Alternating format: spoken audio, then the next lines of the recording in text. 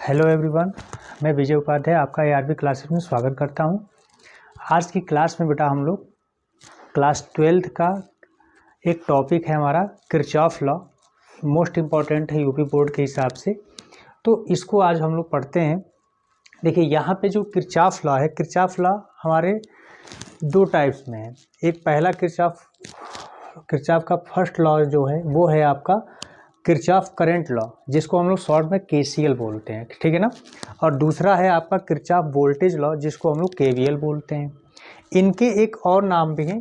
Kirchhoff current law को भी हम लोग जंक्शन लॉ के नाम से भी जानते हैं और क्लोज मेश लॉ के नाम से KVL को भी जानते हैं। शॉर्ट में इसे KCL या KVL बोला जाता है, ठीक है ना। ये बेटा बोर्ड में अक्सर इससे क्वेश्चन पुटअप किए जाते हैं और इस पे न्यूमेरिकल भी बनते हैं। तो अगर ये इनके दोनों रूल्स को अगर हम समझ लेते हैं सही से, तो जितने भी सर्किट से जुड़े आपके इस पे किरचॉफ रूल्स पे आपके क्वेश्चन बनते हैं, वो सारे के सारे क्वेश्चन हमारे सॉल्व हो जाते हैं, ठीक है ना। और इस पे बेटा आपके 5 नंबर के लॉन्ग क्वेश्चन में इससे क्वेश्चन पुटअप किए जाते हैं। तो चलिए देखते हैं। जैसे देखिए किरचॉफ करंट लॉ जो है, यानी जिसको हम लोग KCL कहते हैं, इसका फर्स्ट लॉ ये कहता है कि the algebraic sum of all incoming current, ठीक है ना, sum of all incoming current and outgoing current in a junction is equal to 0। यानी अगर जंक्शन हम उसको बोलते हैं, जैसे पहले देखिए जंक्शन हम उसे कहेंगे जहाँ पे कई सारे आपके कंडक्टर जो होते हैं आके क्या होते हैं, मिलते हैं। तो वहाँ पे वो पॉइंट आपका जंक्शन कहलाता है। और जंक्शन से जंक्शन की तरफ जितने भी इनकमिंग करंट है, यानी जितने भी जंक्शन की तरफ आने वाली करंट है वो, और जितने भी उस जंक्शन से जाने वाली करंट है, टोटल का सम जो होता है वो बेटा क्या होता है, उनका अलजेब्रिक जो सम होता है वो क्या होता है, 0 के इक्वल होता है। यानी हम ये कह सकते हैं कि सिग्मा I इजकल टू क्या होता है, ये 0 होता है। अब यहाँ पे सबसे पहली बात ये है कि यहाँ पे हम कैसे इनको दिखाते हैं जंक्शन। तो जैसे मान लीजिए कि यहाँ पे आपका ये पॉइंट है, ये जंक्शन है। अब यहाँ पे हमारी कई सारी करंट हैं, ये हमारी करंट है। जैसे इसको हमने नाम दे दिया, ये आपका क्या है, जंक्शन है, ओके। अब यहाँ पे हमने करंट का नाम दे लिया, ये मान लीजिए कि I1 है, ये बाहर जा रही है, ये I2 है, ये भी करंट बाहर जा रही है, I3 है, ये जंक्शन की तरफ आ रही है, I4 जंक्शन की तरफ आ रही है, ये भी I5, और ये जंक्शन से बाहर जा रही है यानी I6। तो जितने भी यहाँ पे जंक्शन की साइड आ रही हैं इनको हम इनकमिंग करंट कहते हैं। यानी I1, I4, I5 ये तीनों करंट क्या है, इनकमिंग करंट है। और जो जंक्शन से बाहर जा रही हैं यानी I2, I3 और आपका I6 ये क्या है, आउटगोइंग करंट है। तो यहाँ पे इन सबका जो सम होता है अलजेब्रिक सम बोला गया। अलजेब्रिक सम में हमें साइन को भी देना पड़ता है। तो सबसे पहली बात बेटा हमें ये याद रखना है कि जो जंक्शन की तरफ आने वाली करंट हैं उनको हम पॉजिटिव में लेते हैं, और जो जंक्शन से दूर जा रही हैं, ठीक है ना, आउटगोइंग जो करंट है उनको हम निगेटिव लेते हैं। यानी हम ये कह सकते हैं कि अगर टोटल I1 I2 को इंडिकेट करते हैं तो किरचॉफ KCL के रूल्स के अकॉर्डिंग यहाँ पे ये हो जाएगा आपका I1, देखिए जंक्शन की साइड आ रहा है तो यहाँ पे ये पॉजिटिव ले लिया जाएगा। ये जंक्शन से दूर जा रहा है यानी आउटगोइंग करंट है, यानी ये माइनस हो जाएगा I2। फिर ये जंक्शन से दूर जा रहा है, ये भी आपका माइनस में हो जाएगा I3। ये जंक्शन की साइड आ रहा है तो ये आपका हो जाएगा क्या, पॉजिटिव हो जाएगा I4। ये भी जंक्शन की साइड आ रहा है तो ये आपका पॉजिटिव हो जाएगा I5, और ये जंक्शन से दूर जा रहा है यानी आउटगोइंग करंट है, यानी ये हो जाएगा आपका माइनस का I6। और टोटल का जब साइन के साथ इनका हम सम कर लेते हैं तो इनका जो सम होता है वो क्या होता है, 0 के इक्वल होता है। तो यहाँ पे बेटा हम क्या करते हैं, जब ये 0 के इक्वल है तो या तो हम इसको इससे एक साइड से ये भी ऐसे भी लिख सकते हैं कि I1 plus I4 plus I5 is equal to जितने भी निगेटिव आपके करंट है सबको उस साइड अगर सेंड कर भेज देते हैं तो आपका ये बेटा हो जाता है प्लस का I2, I3 और प्लस का I6। तो यहाँ से बेटा इस रूल्स के अकॉर्डिंग हम किसी भी जो जितने भी आपके जंक्शन वाले सर्किट वाले आएंगे क्वेश्चन, आपको यहाँ से हम इस क्वेश्चनों इसी के अकॉर्डिंग हम क्या कर सकते हैं, सॉल्व कर सकते हैं।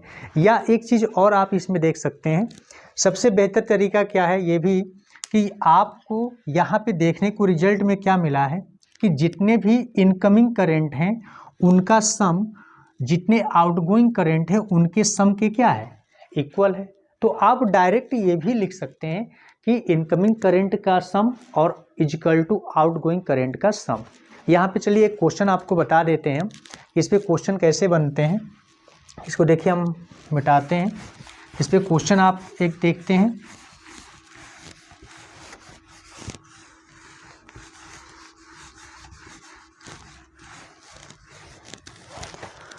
जैसे मान लीजिए ये आपका एक जंक्शन है और यहाँ पे आपको एक करंट दिया गया है 2 एम्पियर, एक ये दूसरी करंट आपको दे दिया गया है 1 एम्पियर, एक और करंट दे दिया गया है ये आपका 4 एम्पियर। इस करंट की वैल्यू आपको बेटा नहीं पता है, आपको इस करंट की वैल्यू बताना है। और एक चीज़ है कि इसमें क्वेश्चन में आपसे एक और चीज़ पूछा जा सकता है कि इस क्वेश्चन में मान लीजिए कि यहाँ पे सिर्फ आई दे दिया जाए, करंट की डायरेक्शन न दी जाए कि करंट आपका जंक्शन की तरफ जा रहा है या जंक्शन से बाहर जा रहा है। अगर ऐसे में डायरेक्शन भी अगर आपको न दिया जाए तो आप टोटल सम करोगे और आई की वैल्यू को देखोगे कि आई की वैल्यू निगेटिव आती है कि पॉजिटिव आती है। अगर निगेटिव आती है तो इसका मतलब कि वो क्या है, आउटगोइंग करंट है, और अगर पॉजिटिव आता है तो इसका मतलब ये है कि ये इनकमिंग करंट है। तो यहाँ पे तो आपको डायरेक्शन मिल गया है। चलिए अब हम लोग वही रूल्स फॉलो करते हैं किरचॉफ के फर्स्ट लॉ यानी केसीएल रूल्स के अकॉर्डिंग। तो यहाँ पे देखिए हमने आपको क्या बताया, डायरेक्ट में हमें क्या मिला था, जितने भी इनकमिंग करंट हैं उनका sum is equal to outgoing current का सम। देखिए इनकमिंग करंट कौन सा है, 1 एम्पियर है यानी 1, और फिर ये 4 एम्पियर है, 4 is equal to outgoing current है आपका 2 और ये प्लस है आई। तो इसको ऐसे लिख लीजिए। अब इसी को सॉल्व कर लेते हैं, यानी 4 और 1 क्या हो जाएगा, 5 इक्वल टू 2 प्लस आई, या आई इसको लिख सकते हैं 2 प्लस आई इक्वल टू 5, या आई इक्वल टू बेटा हो जाएगा आपका 5 माइनस का 2, तो आई इक्वल टू ये आ जाएगा 3 एम्पियर। यानी आई की वैल्यू क्या है आपका, तो ये 3 एम्पियर हो गया। यहाँ पे ऐसे क्वेश्चनों को हम क्या कर सकते हैं, बना सकते हैं। चलिए अब सेकेंड रूल्स देखते हैं। और एक चीज़, जो केसीएल होता है बेटा, केसीएल जो होता है ये आपके किसको फॉलो करता है, तो ये केसीएल कंजर्वेशन ऑफ चार्ज को क्या करता है, फॉलो करता है। ठीक है ना। केसीएल आप में इस ऑब्जेक्टिव क्वेश्चन में इससे पूछा भी गया है कि किरचॉफ के फर्स्ट रूल किसको फॉलो करते हैं, तो आप बता सकते हो कि यह कंजर्वेशन ऑफ चार्ज को क्या करता है, फॉलो करता है। ओके, चलिए सेकेंड रूल्स इसका देखते हैं। चलिए बेटा सेकेंड रूल्स देखते हैं। इसका सेकेंड रूल्स है कि किरचॉफ वोल्टेज लॉ, यानी इसको शॉर्ट में हम लोग केवीएल बोलते हैं, या इसको बेटा क्लोज मेश रूल भी बोला जाता है। ओके, या लॉ भी बोलते हैं। अब देखिए इसके अकॉर्डिंग क्या होता है कि according to Kirchhoff voltage law, sum of all change in potential difference around a close loop is 0। यानी जितने भी आपके पोटेंशियल चेंज होता है सर्किट में, तो टोटल का जो सम होता है वो क्या होता है, 0 के इक्वल होता है। और यहाँ पे भी बेटा आपको देखिए, यहाँ पे हम इसके सर्किट को बनाते हैं। इसे देखिए, मान लीजिए कि यहाँ पे आपने क्या किया है, एक सेल ऐड किया है, ये है आपका E1, और इसमें आपका ये रेजिस्टेंस है R1, इसमें आपकी ये पॉजिटिव है, ये निगेटिव है, इसमें आपका जो करंट फ्लो हो रहा है वो है आपका I1। ओके, अब यहाँ पे हम दूसरे में क्या करते हैं कि हमारा दूसरा सेल है, ये पॉजिटिव है, ये निगेटिव है। अब यहाँ पे भी हम क्या करते हैं, एक रेजिस्टेंस ले लेते हैं जिसकी जो रेजिस्टेंस है हमारा R2, और इसमें इसकी करंट जो फ्लो हो रही है इस सेल के अकॉर्डिंग, तो ये है आपका I2 और ये है आपका E2। तो यहाँ पे अब यहाँ पे एक और हम यहाँ पे लूप बनाते हैं। ये है आपका एक रेजिस्टेंस R3 मान लीजिए है, यहाँ पे ये आपका R3 रेजिस्टेंस है। ओके, अब देखिए यहाँ पे क्या है कि इस सेल से जो करंट फ्लो हो रही है I1 है, इस सेल से जो करंट फ्लो हो रही है वो I2 है। तो I1 और I2 आके आपके इस जंक्शन यानी पॉइंट पे क्या होंगे, मिलेंगे। ये इनका जंक्शन हो जाएगा, ये हो गया A B C D E और ये बेटा हो गया आपका F। ओके, तो यहाँ पे क्या है, आपसे बोला गया है कि इसके according sum of all change in potential difference around a close loop is 0। यानी जो भी क्लोज लूप आपका बनेगा उस क्लोज लूप में जो भी आपका पोटेंशियल डिफरेंस चेंज हो रहा है उसका टोटल सम क्या आएगा, आपका 0 आएगा। जैसे देखिए अगर हम क्लोज लूप लेते हैं, अब यहाँ पे पहले करंट को देख लेते हैं। देखिए E1 सेल के अकॉर्डिंग आपका I1 करंट फ्लो हो रहा है, E2 के अकॉर्डिंग आपका I2 हो रहा है और दोनों करंट आपका पॉइंट डी पर क्या करेंगे, मिलेंगे। और इसके बाद ये इस साइड अगर दोनों मिलके फ्लो होते हैं तो मान लीजिए कि यहाँ पे इसमें करंट हमारी कौन सी आ रही है, R3 में करंट फ्लो हो रही है I। ओके, और इस I की जो वैल्यू होगी वो क्या होगी, तो I1 और I2 का सम होगा, यानी I1 प्लस क्या हो जाएगा, ये I2 हो जाएगा। ओके, तो यहाँ पे I1 I2 है। अगर हम यहाँ पे अब एक लूप लेते हैं तो देखो बेटा, लूप जो लिया जाता है मैथ में तो हम लोग ले लेते हैं, अगर क्वाड्रेंट लेना होता तो A D C B ले लेते हैं। लेकिन यहाँ पे क्या है कि लूप लेने में जिस पॉइंट से हम स्टार्ट करते हैं उसी पॉइंट पे हमें फिर से पहुँचना होता है। अगर उस पॉइंट को नहीं लेते हैं तो हमारा ये जो लूप हम लोग बोलते हैं ये क्लोज लूप हमारा नहीं होगा। तो देखिए अगर हम यहाँ पे एक क्लोज लूप लेते हैं, जैसे मान लीजिए कि हमने ले लिया in loop A B C D A B C D A। अब देखिए यहाँ पे जरूरी नहीं है कि बेटा जो मैं बता रहा हूँ आपको कि A से B जाइए, B से C, C से D, D से A, ऐसे ही आप करिए। आप यहाँ से A से D, D से C, C से B, B से A भी आप क्या कर सकते हैं, कर सकते हैं। तो ऐसे में आपको देखिए साइन का ध्यान रखना है, साइन मेन है यहाँ पे। साइन कैसे ध्यान रखोगे आप, तो देखो आपको क्या करना है, यहाँ पे टोटल करंट में आपका वोल्टेज 0 बताया है, तो देखिए V equal to current into क्या होता है, रेजिस्टेंस होता है, ये भी तो आपका वोल्टेज है। और यहाँ पे जब आप इन सबको 0 दिखाओगे आप, तो देखो आपको सबसे पहले ये दो चीज़ें याद रखनी है कि यदि आप करंट की डायरेक्शन में जा रहे हैं तो रेजिस्टेंस और करंट का जो मल्टीपल होगा बेटा, यानी वोल्टेज जो आप निकालोगे, वोल्टेज डिफरेंस जो पोटेंशियल डिफरेंस जो होगा वो आपका पॉजिटिव होगा अगर करंट की डायरेक्शन में हो आप तो। और यदि करंट की डायरेक्शन में ना हो कि आप क्या है करंट के अपोजिट में हो तो वहाँ पे इन दोनों का मल्टीपल जो होगा वो क्या होगा, निगेटिव होगा। ये पहला पॉइंट है, आपको ध्यान रखना है। अब देखिए जैसे मान लीजिए कि हमने लिखा है A B C D A, यानी A से हम B जा रहे हैं, A to B अगर जा रहे हैं तो देखिए I1 current B to A आ रही है और हम जा रहे हैं A to B। मतलब क्या है कि जैसे अगर मान लीजिए कि यहाँ पे एक चीज़ का ध्यान रखिएगा, जैसे ये मान लीजिए कि ये हम लोग हैं, ये मैं हूँ और ये आपकी क्या है बेटा, करंट है। ओके, तो अगर मान लीजिए कि हम इसी साइड जा रहे हैं, इस साइड हम जा रहे हैं और करंट हमारे इस साइड आ रही है। अब करंट जब बेटा आपके इस साइड आ रही है और आप इस साइड जा रहे हो, यानी हम दोनों लोग एक दूसरे के क्या हो गए, अपोजिट हो गए। अपोजिट जब होंगे तो यहाँ पे जो हम साइन लेंगे वो क्या लेंगे आप, निगेटिव लेंगे। यानी करंट और रेजिस्टेंस का जो मल्टीपल लिया जाएगा वो कैसा लिया जाएगा, निगेटिव लिया जाएगा। और यदि आप करंट की डायरेक्शन में ही है, जैसे मान लीजिए हम यहाँ पे दिखा दे रहे हैं, जैसे मान लीजिए कि ये हम हैं और हम भी इसी डायरेक्शन में जा रहे हैं। ओके, और करंट है ये भी आपकी बेटा इसी डायरेक्शन में जा रही है।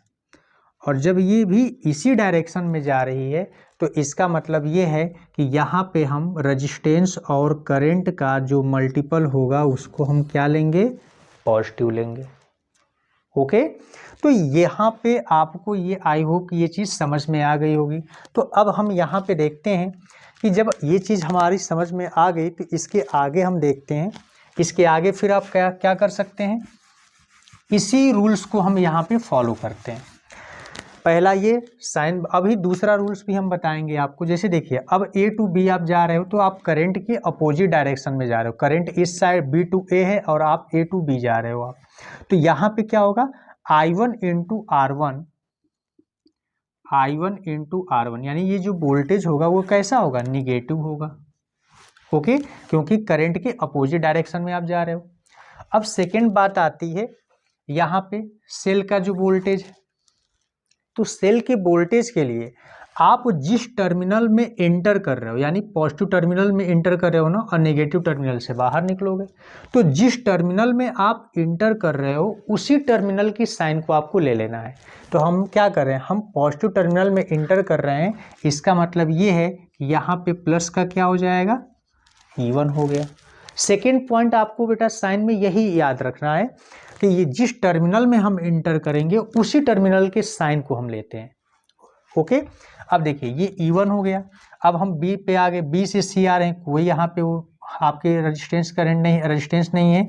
अब C से जब आप D जा रहे हैं तो अब आपको देखने को ये मिलता है कि C से D ही आपकी करंट I2 करंट फ्लो हो रही है और आप भी C to D ही जा रहे हैं, यानी करंट की डायरेक्शन में ही आप जा रहे हो। तो यहाँ पे क्या होगा, I2 इंटू R2 ये बेटा आपका पॉजिटिव हो जाएगा।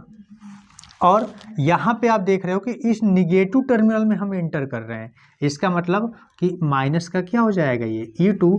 और जब यहाँ पे D पे पहुँचोगे, D से अब आप A पे आ जाओगे, यहाँ तो बीच में इसमें A और D के सर्किट में कोई भी रेजिस्टेंस आपका नहीं ऐड है, तो आप यहाँ पे A पे पहुँच गए, यानी आपने पूरा एक लूप को कवर किया। अब यहाँ पे टोटल का सम क्या हो जाएगा बेटा, ये 0 हो जाएगा। ओके, अब यहाँ पे देखिए जो निगेटिव है हम उसको उस साइड भेजते हैं। पहले हम इसको देखते हैं, पॉजिटिव वाले को पहले लिख लीजिए I2 R2, ये minus I1 R1 is equal to, अगर यहाँ पे E को इस साइड ले आते हैं तो ये माइनस है तो ये प्लस हो जाएगा, ये प्लस है तो क्या हो जाएगा आपका माइनस हो जाएगा। तो एक इक्वेशन हमारी यहाँ से एक लूप से बन जाती है। ओके, अब देखिए यहाँ पे क्या है, कुछ लोग के माइंड में ये आएगा कि हम लोग लूप में A B C D A की तरफ से जा रहे हैं, अब हमको इसी डायरेक्शन में जाना है। सेम वही रूल्स फॉलो करिए, आपके इक्वेशन में बेटा कोई चेंजिंग नहीं होगा। चलिए इसको भी हम करके यहाँ पे दिखा दे रहे हैं। जैसे देखिए अगर हम इन लूप जा रहे हैं A D C B और A, अब यहाँ पे हम अगर इस डायरेक्शन से अब जा रहे हैं तो देखिए A to D आएंगे, कोई यहाँ पे आपका रेजिस्टेंस और सेल नहीं है। अब जैसे D से C जा रहे हैं तो अब यहाँ पे देखिए आप करंट I2 क्या है, करंट I2 के आप अपोजिट डायरेक्शन में जा रहे हैं, इसका मतलब ये कि इसका मल्टीपल क्या हो जाएगा, निगेटिव, यानी माइनस का I2 और यहाँ पे बेटा क्या हो जाएगा, R2 हो जाएगा। ओके, अब यहाँ पे देखिए प्लस टर्मिनल में आप इंटर कर रहे हो तो यहाँ पे बेटा आपका ये पॉजिटिव हो जाएगा, कितना, तो पॉजिटिव हो जाएगा E2। C से B आप गए, कोई यहाँ पे नहीं है। B से जब A आओगे तो अब देखो I1 करंट की आप डायरेक्शन में हो, यानी I1 और R1 का जो मल्टीपल है वो आपका क्या होगा, यहाँ पे अब आपका ये पॉजिटिव हो जाएगा। और यहाँ पे आप निगेटिव टर्मिनल में इंटर कर रहे हो पहले, तो आपका यहाँ पे माइनस का क्या हो जाएगा, ये E1 हो जाएगा, इजकल टू आपका क्या हो जाएगा, 0। अब देखिए सेम एज यहाँ पे हम उसको क्या करते हैं, माइनस से इसमें डिवाइड कर लो आप, ये जो माइनस है, माइनस से जब आप डिवाइड कर लोगे तो ये पॉजिटिव है तो I2, माइनस है तो पॉजिटिव हो जाएगा I2 R2, ये प्लस है तो माइनस हो जाएगा E2, ये प्लस है तो ये भी माइनस हो जाएगा I1 R1, और ये पॉजिटिव हो जाएगा E1 इजिकल टू 0। या आप माइनस वाले को, माइनस को इस साइड भेज दो, करंट को। अब देखो I2 R2 minus I1 R1 is equal to ये E2 माइनस में तो उस साइड जाके क्या हो जाएगा, पॉजिटिव हो जाएगा, और यहाँ पे ये प्लस पॉजिटिव तो इस साइड आके क्या हो जाएगा आपका, ये निगेटिव हो जाएगा। देखिए हम चाहें जिस डायरेक्शन में जाएं, आपको बेटा इक्वेशन आपको वही मिलती है। तो इससे हम क्या कह सकते हैं कि आपकी इच्छा है, आप जिस तरह से जिस डायरेक्शन में आप जाना चाहते हैं आप जाइए, लेकिन बस वो दो साइन वाले को यहाँ पे हमेशा याद रखिए कि यदि हम करंट की डायरेक्शन में हैं तो उनका मल्टीपल आपका पॉजिटिव, और करंट की अपोजिट डायरेक्शन में हो तो उसका आपका जो साइन होगा वो क्या हम लेंगे, निगेटिव लेंगे। और आप सेल बैटरी जो सेल ऐड किया गया है, सेल के इलेक्ट्रोमोटिव फोर्स जो है उसके लिए आप जिस टर्मिनल से आप एंटर करोगे उसी टर्मिनल के साइन को आप ले लोगे। ओके, अब यहाँ पे देखिए, अब हमारा दूसरा लूप बन रहा था DEFCD। इसके लिए भी सेम एज यही रूल्स फॉलो करेंगे। तो ऐसे इस टाइप में जितने भी आपके, चलिए हम इसको भी करके सॉल्व करके दिखा ही देते हैं। यहाँ पे इसको हम बेटा हटा रहे हैं। अब देखिए इसमें हम लोग कैसे कर सकते हैं। यहाँ पे जैसे देखिए, अब हम ले लेते हैं इन लूप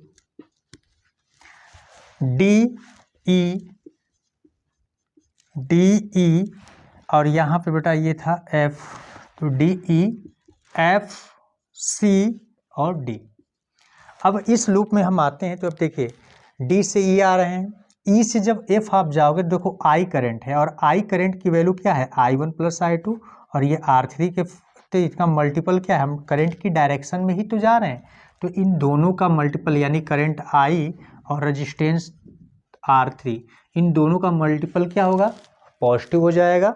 अब देखिए F से C जा रहे हो, कोई यहाँ पे दिक्कत नहीं। अब C से आप जब D आते हो तो देखो निगेटिव टर्मिनल में आप इंटर कर रहे हो, यानी माइनस का क्या हो जाएगा ये E2, और यहाँ पे बेटा क्या है, करंट की डायरेक्शन में आप आ गए, करंट की डायरेक्शन में आप जा रहे हो तो R2 क्या हो जाएगा आपका, पॉजिटिव हो जाएगा ये भी, यानी ये हो जाएगा I2 × R2 = क्या हो जाएगा 0, या इसको सॉल्व करोगे तो IR3 + I2 × R2 = बेटा इसको इस साइड लाओगे तो आपका ये हो जाएगा E2। और I की वैल्यू, अब देखिए यहाँ पे क्या है कि पहली जो इक्वेशन हमारी बनी थी वो I1 और I2 के फॉर्म में इक्वेशन बनी थी, तो सेकेंड इक्वेशन को भी हमें I1 और I2 के फॉर्म में चाहिए। तो I की वैल्यू आप बेटा यहाँ पे पुट कर लीजिए, I की वैल्यू है आपकी I1 + I2, और ये है आपका R3, तो प्लस I2 × R2 = ये हो जाएगा आपका E2। तो यहाँ पे हम मल्टीप्लाई कर लेते हैं तो ये हो जाता है I1 R3 + I2 R3 + I2 R2 = E2। तो यहाँ पे देखिए I2 आपका कॉमन है, तो यहाँ पे आप कॉमन का भी कर सकते हैं। I1 R3 + I2 हमने कॉमन कर लिया, तो यहाँ पे हो गया R3 + R2 = E2। तो यहाँ से बेटा आपको एक और इक्वेशन मिल जाएगी, और इन दोनों इक्वेशन को सॉल्व करके हम करंट है, रेजिस्टेंस है, सेल के इलेक्ट्रोमोटिव फोर्स है, इन सभी को हम क्या कर सकते हैं, निकाल सकते हैं। यहाँ पे देखिए, अब एक चीज़ और देख लीजिएगा, ये जो किरचॉफ का सेकेंड लॉ है जिसको हम लोग KVL बोलते हैं, तो KVL जो होता है बेटा ये आपका फॉलो करता है कंजर्वेशन ऑफ एनर्जी को। ये भी आपके ऑब्जेक्टिव क्वेश्चन में एक बार पूछा गया है कि किरचॉफ का सेकेंड लॉ किसको फॉलो करता है, तो ये बेटा कंजर्वेशन ऑफ एनर्जी को क्या करता है, फॉलो करता है। तो आप बेटा इस पूरे जो इनकी दो जो रूल्स हैं इनको आप अच्छे से प्रैक्टिस करिए, समझ लीजिएगा। काफ़ी बच्चों ने बोला था तो मैंने इस टॉपिक पे वीडियो बनाया। अगर आपको कहीं पे भी कोई भी डाउट होता है तो प्लीज़ कमेंट बॉक्स में आप बता सकते हैं। ऐसे ही हम लोग और भी इम्पोर्टेंट टॉपिक के साथ हम आपको मिलेंगे वीडियो के साथ। अब चलिए नेक्स्ट वीडियो में हम देखते हैं। और इससे भी आज की वीडियो में बेटा आप लोग इस किरचॉफ लॉ को अच्छे से तैयार कर लीजिएगा, रिवीजन करिए।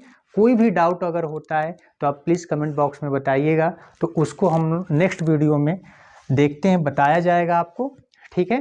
तो अगर हमारी वीडियो बेटा आपको समझ में आ रही है तो प्लीज़ लाइक करिए, सब्सक्राइब करिए, शेयर करिए। थैंक यू बेटा।